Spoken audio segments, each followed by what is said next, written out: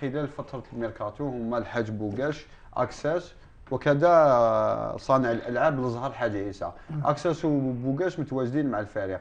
حاج عيسى ما لعب ولا دقيقة مع فريق مولودية الجزائر صراحة. عمر غريب، انت ماكش نادم على صفقة حاج عيسى على اعتبار انه ما لعب ولا دقيقة، ما فادك ولا دقيقة في الفريق؟ دوك انت طرحت لي السؤال ولا نجاوب ولا مسؤول عليه.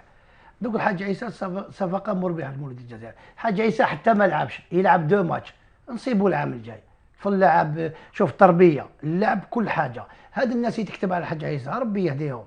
المولوديه راهي تروازيام وتلعب كاردو فينال الجماعه، باسكو الناس ما صابتش واش تكتب.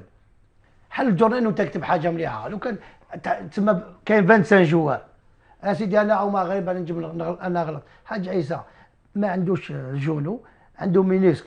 وقبيله تكلمت مع خالد وهو لعب هنا نجيب يقول لك مي هذا الانسان ما عليه يلعب لي دو ماتش ترو ماتش، يا اخي عنده كونترا في المولد الجزائر، عنده عام. لكن انت ما تجلبتوش على معليش مباراتين فقط عمر غريب. بصح هو كي دار الانترفونسيون تاع المينيسك في تونس الله غالب. بالك هنا البروفيسور زموري اللي كومبيتون سافو كدا منا عاود دارها له زموري. مي بصح دوك الانسان ماهوش بروبليم في حاجه عيسى وفي الصفقه وكذا. اللاعبين اللي جبتهم انا كاع ما يلعبوا. ما جبت مثلا فراوي يلعب، بوغاش يلعب، يعني لكن في الميركاتو باستثناء بوغاش لا يلعب كاساسي. شوفوا لا حتى اكساس يلعب. لا في مقابله شباب قاسم طينه يلعب المقابله كامل. كي لعبنا المقابله تاع البطوله مباراه واحده مي يلعب، راه يلعب تسمى مقابله يدخل في قسم طينه يلعب مقابله كامل، وطونسونطون يدخل 20 مينوت 25 مينوت. وهذوما اللاعبين عندنا 24 25 لاعب. هذا المدرب هو اللي ينجم يعرف شكون يلعب. على ذكر المدرب جمال مناد، لو يحقق نتائج ايجابيه مع فريق مولودية الجزائر ما كاش اثنان يختلفوا عليها، لكن شخصيه المدرب جمال مناد يقال انها خلقت يعني مشاكل داخل الفريق. خلينا نكمل السؤال عمر غريب. انطلاقا من انه مناد معروف بشخصيته القويه، وهو الامر اللي ما يتقبلوش بعض اللاعبين خاصه الاحتياطيين. هل تؤكد ان هناك فتنه ما بين المدرب مناد واللاعبين الاحتياطيين؟ لو كان فتنه رانا درنا ياسين، هذه فتنه تاع الجرائد ياسين. دوك انت كلمه زوج مناد، وعلاش ما كيف تفتح الجريده انت؟ دوك هذا الفريق ما كانش هناك مشكل بين صدام ومناد؟ ما كاش مشكل.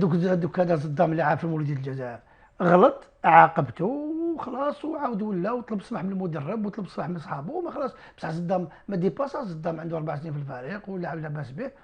زعف دوكا خالد نيسي، دوكا راهو مدرب الحمد لله، كان لاعب يقدر يديروا تسمى المدرب تاعو رومبلاسون ولا يغيدوا الحال ولا. مي بصح دون لي راجل ما خرجش بكلام ماشي مليح. من انت كي تسمع علاش مولوديه باش يبيع الناس الله يعين قال فوالا لا خلوني سي دار كذا فلان. حنا عندنا فريق لاباس به، وباش كيما نقولوا الجمهور الجزائري يعرف بلي لو كان الفريق هذا ما جا ستابل، الفريق هذا ما كاش ديسيبلين، الفريق راه راح. اذا تفند انه هناك مشاكل ما بين اللاعبين الاحتياطيين والمدرب جمال مناد. بصح دوك هاد اللاعب الاحتياطي من حقه ياكلوا قلبه، يحب يلعب. كاش تحبوا بوبيا هو دوك هذا جوار يحب يلعب. دوك ماذا به دوك يقول كيفاش اذا جاء الصدام هناك ما كلوش كذلك قضيه ما كناش، ما كان حتى قضيه اسمها ما كانوش. كان حتى قضيه اسمها ما كانوش. كانت حكايه تاع صدام صح، مي هذا ما كانوش، ما كانت حتى قضيه اسمها ما كانوش. تسمع نسمعوا غير الاكاذيب عمر غريب. حتى بوغاش ما تشابكش مع جمال مناد بالكلام. وما شكون سلكوا ياسين؟ ياسين لا بوغاش جمال مناد وقلتها ونعاودها وبالك شو ياسين الكلام اللي نقولوا نشفع عليه وانت تعرفني مليح. مناد كان بوغاش كيلعب الماتش اللي لعبناه مع سي ار بي. راهو هنا خالد الله يبارك راه مدرب وكذا. الله يسلمك. بوغاش كي قال له الشيخ عبالو جمال دي مندمن عنده شونجمون. جمال دار شونجمون مي بنيه باللي اللاعب طلب منه تسمى التبديل. كان سوء تفاهم. سوء تفاهم باللاعب، وبعد يخرجوا خالد ثاني نقولها يعني في التلفازه نقولها، وبعد في غرفه الملابس قلت لبوغاش طلب السماح منه وجمال فهموا خلاص تم. ومن بعد داروا عليه حلقه سمانه كاع بوغاش جمال مناد. وعلى ما قالكش بلي جمال مناد وشاوشي ضربوا بالدبزه في بلوغين في الفيستيار. لعبنا مع البرج. كلها معلومات خاطئه والله العظيم خاطئه، واللي دار هذاك تاع الراديو تعرف. بدون ذكر اسماء خالد لونيسي نعودوا لك، او بالاحرى نعود لفريقك اتحاد الحراش فريقك.